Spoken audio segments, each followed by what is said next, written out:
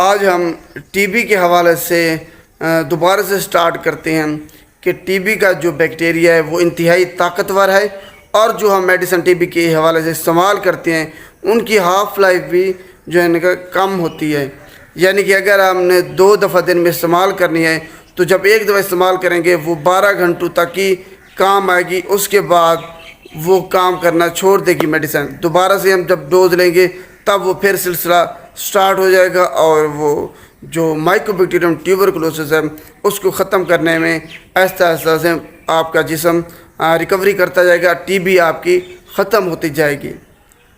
تو آج کا جو سوال ہے وہ بنیادی طور پر یہ ہے کہ اگر ہم ٹی بی کا جو کورس ہے وہ مکمل نہیں کرتے یا اس کی سنگل ڈوز بھی مس کر دیتے ہیں تو کیا ہوگا.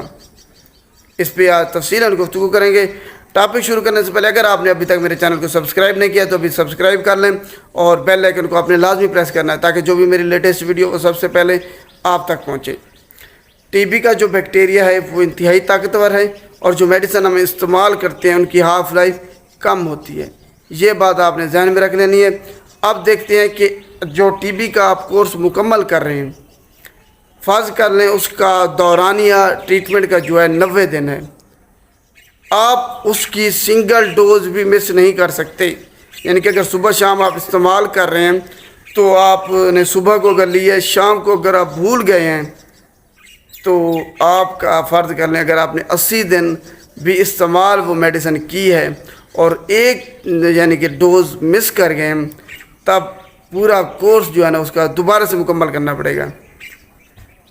اور آپ نے ذہن میں رکھنا ہے کہ اگر آپ مس کر گئے اور آپ نے کسی کو نہیں بتایا اور آپ سمجھتے ہیں کہ آپ ٹھیک ہو گئے ہیں تو یہ آپ کی بہت بڑی غلط فہمی ہے.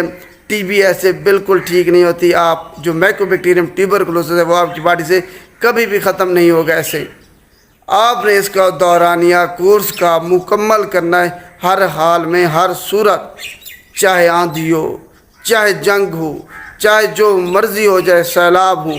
آپ نے ٹی بی کی اپنی ادویات اپنے ساتھ رکھنی ہے، اور اس کا کورس کا جو دورانیہ ہے، ٹریٹمنٹ کا جو دورانیہ ہے وہ آپ نے ہر صورت میں مکمل کرنا ہے.